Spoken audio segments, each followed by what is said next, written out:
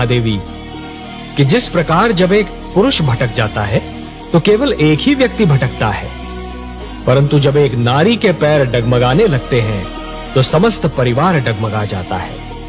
उसी प्रकार जब एक शिष्य भटकता है तो केवल एक ही छात्र भटक जाता है, परंतु जब एक गुरु भटक जाता है महादेवी तो समस्त छात्र समाज भटक जाता है। हे महादेवी, जिस प्रकार एक दीपक दूसरा दीपक जला सकता है, उसी प्रकार दूसरों के ज्ञान और अनुभवों से और दूसरों की चिंतन शक्ति से स्वयं अपना ज्ञान भी तो बढ़ाया जा सकता है। जिस प्रकार कुंदन बनने के लिए सोने को पहले अग्नि में तपना पड़ता है, उसी प्रकार किसी भी व्यक्ति को अपनी भीतर की क्षमताओं को जानने के लिए परीक्षा की अग्नि में तपना पड़ता है।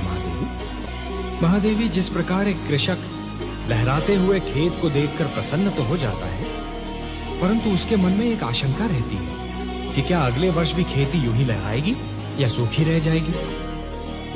मेरे मन में भी यही आशंका है महादेवी। अब समाज जब तक हिंसा से घृणा करने का गुण उत्पन्न नहीं करता, तब तक वो किसी न किसी रूप में हिंसा का प्रयोग करता रहेगा। कभी राज्य के नाम पर, कभी युद्ध के नाम पर, कभी अधिकार के नाम पर और यदि कुछ भी नहीं तो आखेट के नाम पर। महादेवी, जिस दिन मानवीय मन से स्वार्थ नाम का रोग निकल जाएगा ना, उस दिन हिंसा भी समाप्त हो जाएगी। कि यदि चित्रकार के बनाए चित्र को कोई बिगाड़ दे तो क्या उसे तनिक भी चिंता नहीं होगी? यदि कोई चित्रकार अपना चित्र किसी को उपहार में दे दे तो उस चित्र को संभालना उपहार पाने वाले का कर्तव्य है। जो हो रहा है, हो सकता है वो वही हो जो स्वयं विधाता ने लिखा हो और अपना लिखा तो स्वयं विधाता भी नहीं मिटा सकते ना। हे महादेवी, हो सकता है कि ये मानव की परीक्षा हो, उसके कर्मों की परीक्षा हो। तो आप क्या चाहती थी कि हम केवल दिन बनाते और रात्रि न बनाते?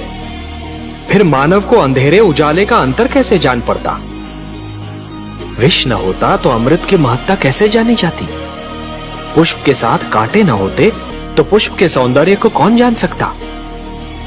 पतझड़ न आती तो वसंत ऋतु इतनी सुहानी कैसे लगती?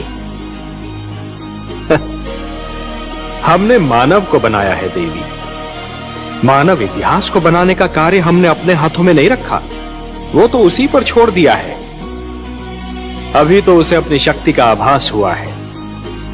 इसी से उसे न्याय अन्याय, सत्य असत्य, धर्म अधर्म और पाप और पुण्य की जानकारी भी होगी। जो दूसरे को दुख देकर हंसता है, होनी उसे दुख देकर 100 बार रुलाती है।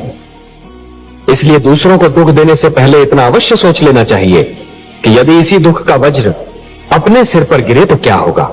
महादेवी, जिस प्रकार बिच्छू को यह ज्ञान नहीं होता कि उसका डंक केवल किसी और को नहीं स्वयं उसे भी चुभ सकता है, उसी प्रकार एक दुष्कर्मी को भी यह ज्ञान नहीं होता कि उसका दुष्कर्म स्वयं उसे भी हानि पहुंचा सकता है। महादेवी, मानव का जीवन शांत और सुखी बनाने के लिए ईश्वर ने उसके मार्ग में सहस्रों दीप जलाए हैं। उसके पास वेद, शास्त्र और अनेक अनेक धर्म ग्रंथ भेजे हैं, जिनमें जीवन के सिद्धांतों का वर्णन किया है, जीवन की सीमाओं की परिभाषा लिखी हुई है। महादेवी, जब कोई राजा या कोई सत्ताधारी वर्ग इस भूल में पड़ जाता है कि वो केवल एक राजा है, एक स्वामी है, और ये भूल जाता है कि वो प्रजा का सेवक है, प्रजा का रखवाला है। जब सत्ताधारी वर्ग सिद्धांतों को प्रतिबंध समझकर और सीमाओं को रोक समझकर उन्हें तोड़ने का प्रयास करता है तो वो निरंकुश बनने लगता है। सत्य तो ये है महादेवी कि स्वयं मैं अपने भक्तों के वश में अपने प्रेम से, अपने विश्वास से, अपनी भक्ति से और अपनी श्रद्धा से मेरे सारे भक्त बार बार मुझे उनकी सहायता करने के लिए विवश करते रहे हैं और करते रहेंगे।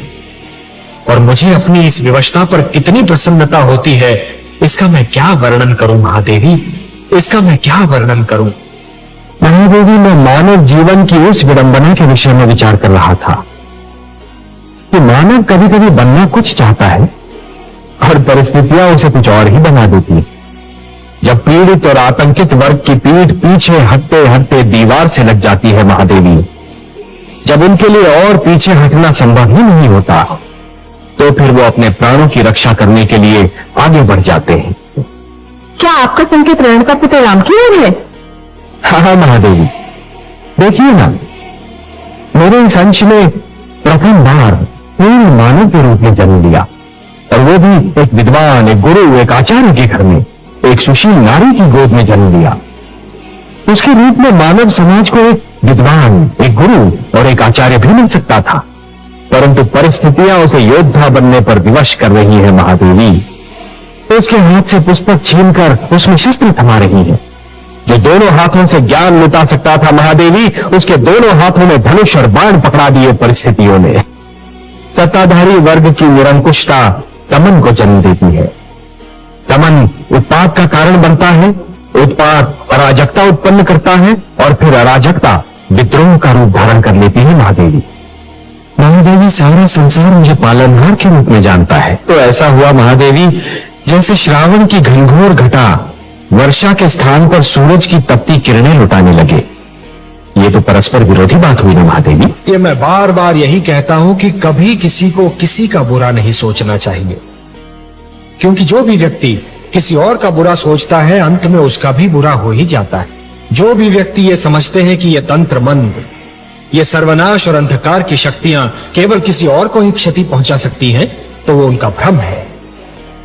सत्य तो ये है महादेवी कि जो ईश्वर के सच्चे भक्त होते हैं, जो स्वयं ईश्वर पर संपूर्ण विश्वास करते हैं, ये तंत्र मंत्र की शक्तियां उनका बाल भी नहीं बांका कर सकती। इस प्रकार द्वेष और घृणा का मारा व्यक्ति पड़ोसी के घर को जलते हुए देख ये भूल जाता है कि उसी अग्नि की लपटें स्वयं उसका घर भी जला सकती हैं।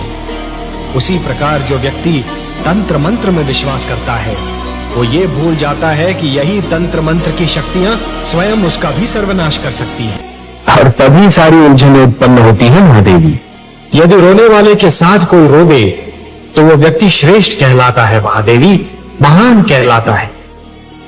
दूसरों के दुख को अपना दुख तो केवल वही व्यक्ति समझ सकता है जिसका हृदय दर्पण की भांति स्वच्छ हो। ये मैं बार बार यही कहता हूं कि कभी किसी को किसी का बुरा नहीं सोचना चाहिए, क्योंकि जो भी व्यक्ति किसी और का बुरा सोचता है, अंत में उसका भी बुरा हो ही जाता है। जो भी व्यक्ति ये समझते हैं कि ये तंत्र मंत्र, ये सर्वनाश और अंधकार की शक्तियां केवल किसी और को ही क्षति पहुंचा सकती हैं, तो वो उनका भ्रम है। सत्य तो ये है महादेवी कि जो ईश्वर के सच्चे भक्त होते हैं, जो स्वयं ईश्वर पर संपूर्ण विश्वास करते हैं, ये तंत्र मंत्र की शक्तियां उनका बाल भी नहीं बांका कर सकती। इस प्रकार द्वेष और घृणा का मारा व्यक्ति पड़ोसी के घर को जलते हुए देख ये भूल जाता है कि उसी अग्नि की लपटें स्वयं उसका घर भी जला सकती हैं। उसी प्रकार जो व्यक्ति तंत्र मंत्र में विश्वास करता है, वो ये भूल जाता है कि यही तंत्र मंत्र की शक्तियां स्वयं उसका भी सर्वनाश कर सकती